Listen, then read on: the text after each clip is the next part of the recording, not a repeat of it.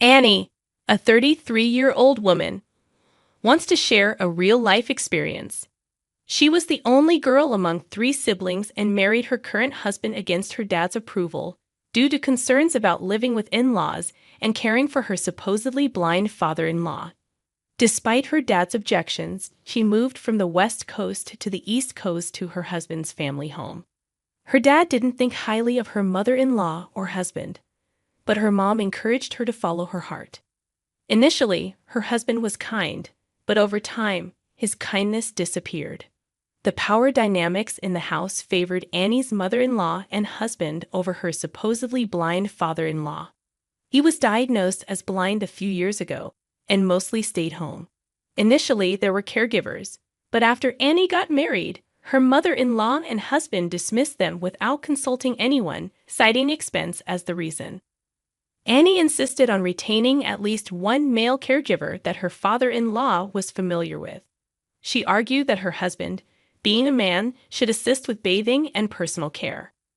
Reluctantly, her husband agreed to keep the male caregiver who had been helping the family even before the father-in-law's blindness. Despite this, Annie found herself neglected in caring for her supposedly blind father-in-law while her husband and mother-in-law enjoyed themselves. One day, the supposedly blind father-in-law suddenly stood up, leaving Annie wondering about what happened and contemplating confronting her husband and mother-in-law about their behavior. I'm in charge of mornings, evenings, and a whole day each week when the caregiver is off. Despite working remotely full-time for a company, my husband and his mother treat me like a substitute caregiver, expecting me to be available all the time. When I raised concerns, they dismissed it, saying, "You married into this family with a caregiving license. Manage that baggage quietly." Ironically, they referred to my father-in-law as baggage, even though his wealth covers most of their expenses. Yet, my mother-in-law mistreats him, and my husband has even expressed a desire for his inheritance sooner. Although I considered divorcing my husband, I couldn't bear the thought of my father-in-law being mistreated in my absence. On their days off, my mother-in-law and husband leave me to care for him while they enjoy themselves and spend money recklessly. Originally, my father-in-law was a significant landowner, owning properties that generated passive income. I only managed the payments, but my mother-in-law and husband would use that money as they pleased. When I discussed this with my father-in-law, he apologized, recognizing that they saw him as a cash cow. Taking care of him wasn't burdensome, but my issue was with my mother-in-law and husband, who did neither housework nor held jobs yet acted high and mighty. My frustration with the unhelpful pair intensified. Then, out of the blue, my mother-in-law and husband announced a Caribbean trip for 2 to 3 weeks, leaving me with caregiving duties. They cheerfully packed a week in advance, instructing me not to do anything unnecessary during their absence. As they happily left, I finally had a moment to relax. To my surprise, my supposedly blind father-in-law independently changed into a suit and invited me to go out. It became evident that he wasn't completely blind, though his vision was not perfect. Handing me a business card, he indicated where he wanted to go. 3 weeks later, my oblivious husband and mother-in-law returned, refreshed from their trip, complaining about the gloomy atmosphere. They suggested going to the Maldives next time, all while immediately griping about my father-in-law and me as soon as they came back. 10 minutes after their return, the doorbell rang, and I answered through the monitor. 2 men in suits were at the front door. I recognized one as James's lawyer. Mother-in-law and my husband looked puzzled. "Oh, it's James's lawyer. What brings you here?" Father-in-law walked into the living room, guiding the lawyers to chairs and sitting down himself. He seemed to walk and sit by himself, which surprised me. "You two, sit here," he instructed my husband and mother-in-law. They sat down reluctantly, eyeing the lawyer quietly. Father-in-law called me over, and I took a seat next to him. "Today, I've set up this meeting for 3 reasons. The first one is about your husband's affair." Father-in-law pulled out a photograph from an envelope, revealing my husband, my mother-in-law, and an unfamiliar woman. The intimacy in the photo clearly indicated something was going on. "Who's this woman?" Neither my husband nor my mother-in-law responded. More photos emerged, showing my husband with his arm around the woman, enjoying her company, and entering a hotel. The photos, taken at different times and places, painted a clear picture of infidelity. I've known about your husband's infidelity since he married you. He didn't just go to the Caribbean with the two of you, did he? He was with her too. The evidence of his cheating was undeniable. Why? How did you? My husband seemed to believe he had gotten away with it. In truth, I hadn't noticed, as between work, household chores, and caregiving, I had little time to think about it. I had assumed he was having fun outings just with his mom. Do you have anything to say to her? My husband awkwardly glanced at me, then, breaking the tension, admitted, well, if we've been found out, so be it. Yes, you're just a caregiver to him. He has a new partner now, a so-called common-law wife, if you will. My mother-in-law laughed and remarked, is this true? Even when I directly confronted my husband, he could only mumble, oh well, without attempting to explain. We've recently rented a place for just the two of them. While they're enjoying their time, I stay alone in a hotel. Don't you think she makes a better wife for my son than you, who can't even spend time with him? According to my mother-in-law, this has been going on for over a year. If you wanted to do such a thing, you should have divorced me. Oh, I did think about letting him divorce you, but she doesn't want to take care of James. So what can we do? In another couple of years, we can just put James in a facility. That's what I thought. She spoke without a hint of remorse. Hearing all this, I couldn't hide my shock and disbelief. Well, that's how it is. I'm fine with you divorcing right now. But since you'd be abandoning caregiving, don't expect any compensation in the divorce settlement. My sorrow turned to anger. Enough is enough. You can't just say whatever you want, playing with her life like it's some kind of game. Father-in-law jumped up with energy and yelled at the two of them. Husband and mother-in-law were taken aback. But you've been hiding something too. You can actually see, can't you? Otherwise, how could you walk around your room and sit down by yourself? Mother-in-law quickly retorted, that's right. You lied to us. Husband desperately tried to change the subject. It's not a lie. I did go blind, but it's partial blindness. I'm not completely blind. I've been undergoing treatments, and right now I'm at an intermediate stage. Why then did you pretend you can't see? Pretend you all assume it on your own. When I woke up one morning with bad eyesight, I went to the hospital with a home caregiver and returned in a wheelchair. It was you all who jumped to conclusions, making funny faces in front of me, thinking I couldn't see you. If you knew there was a misunderstanding, why didn't you correct us? That's not fair. The home caregiver tried to set things right, but I stopped her. I wanted to observe how things played out because it seemed like both of you were happy about my blindness. At those words, both my husband and mother-in-law looked away. It hadn't been a month since my father-in-law's blindness when I married my husband. All I knew was, my father was blind. I had assumed he was completely blind. Another topic is divorce. What my daughter-in-law and my son decide to do is up to my daughter-in-law. If needed, I can introduce you to a lawyer. However, the divorce I'm referring to isn't between the two of them. It's between you and me.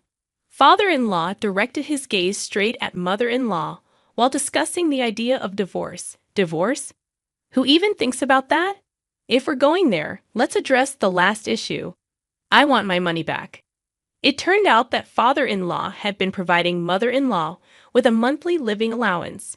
However, mother-in-law, assuming blind father-in-law wouldn't notice, had been tapping into other savings, particularly the inheritance left by my father-in-law's father.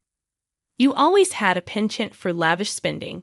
That's why I set up a fixed amount to be transferred to you through the home caregiver. But knowing your tendencies, I anticipated you might dip into other funds when you found out about my blindness. That's why I maintained separate accounts for my earnings and the inheritance.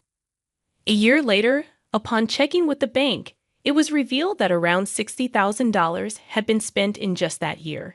$60,000. It was astonishing that mother-in-law could squander such a significant amount of money every month. If I had that kind of money in a year, I wouldn't even know what to buy. But for mother-in-law, with her spending habits, it seems like pocket change. I can't possibly pay that back. Besides, it's my money too, right? Whether it's an inheritance or whatever, I have the right to use it as I please. You don't understand inheritance law. Even if we divorce, that inheritance won't go to you. If you can repay that money all at once, I'll let you stay, and we won't proceed with a divorce. But if you can't, consider that $60,000 as part of the property division and quietly agree to a divorce. The real estate owned by father-in-law also originally came from his father's inheritance, making it exempt from being claimed by his wife, mother-in-law, in a property division. But Dad, I realize now how wrong I've been all this time. I want to change. Can you please forgive me for everything? The husband clung desperately to his father's feet. Daughter-in-law, what will you do? Do you still want to be with this lazy cheater? No, I've come to see the light. I realize how silly it was to put up with him just because I loved him. Can you recommend a lawyer? I'll be seeking compensation in the divorce proceedings and will be divorcing him. I lost all feelings for my husband and decided to demand compensation in the divorce proceedings. At the same time, I got a divorce application from a meticulous lawyer and signed it right there. Wait a second.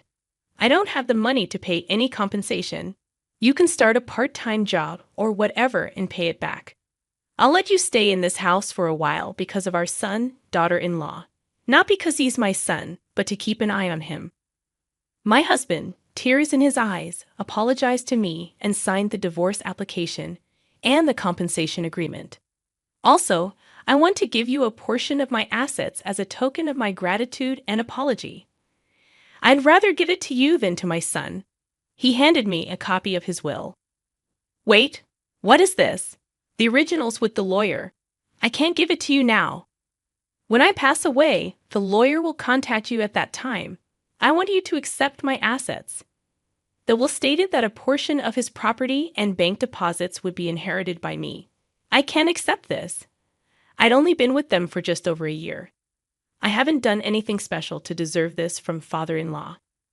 No, that's not true. You stood by my side and tried to protect me even when the two of them said such terrible things, father-in-law said with a gentle smile. What? Why are you giving it to that young woman? I've been with you for many more years. Quiet. What have you done for me? From the moment we got married, you left all the household chores to the help. And weren't you the same with raising our son? It was me and the maids who looked after him when he was young. I know about your affairs and that you spent money on your lovers. It's shameful what you and our son have done. Even my husband appeared surprised at father-in-law's words. Wait, Mom said it was Dad who had the affair and that she raised me all by herself. What's going on?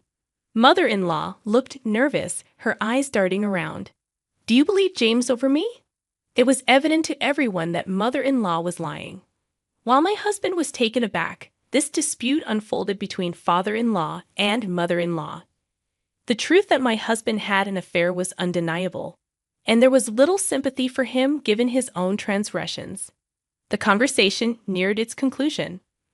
Mother-in-law was compelled to sign the divorce papers and instructed to pack her bags and leave without resistance. Mother-in-law exited the house, and on that day, father-in-law and mother-in-law officially divorced. As for the compensation for my husband's divorce proceedings, father-in-law settled it in a lump sum, believing it would be in my best interest. My husband would repay father-in-law. I packed my belongings to return to my parents' home and arranged for them to be shipped.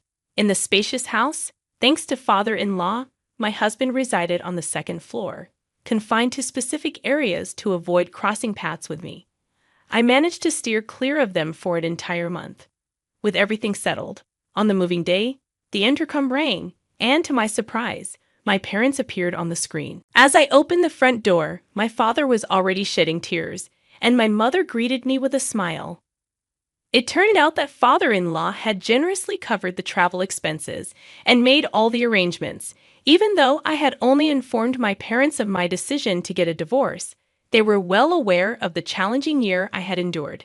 As it happened, My father had received a call from father-in-law about 6 months after my wedding. Father-in-law, being transparent about the situation, had said, "I'll take responsibility and address the issue.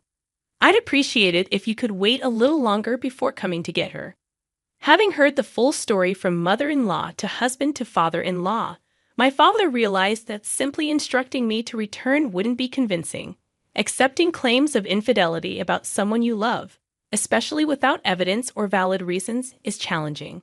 Therefore, he chose to trust father-in-law's judgment. 2 years have passed since then, and it appears that my husband has been gradually repaying father-in-law. Thankfully, my job, which has been fully remote from the beginning, hasn't tied me to a specific location. I still maintain occasional communication with father-in-law, and my work is thriving. Despite initial concerns about growing weary of love, that hasn't been the case. I now have a boyfriend, and I'm enjoying a relaxed and happy life with my family.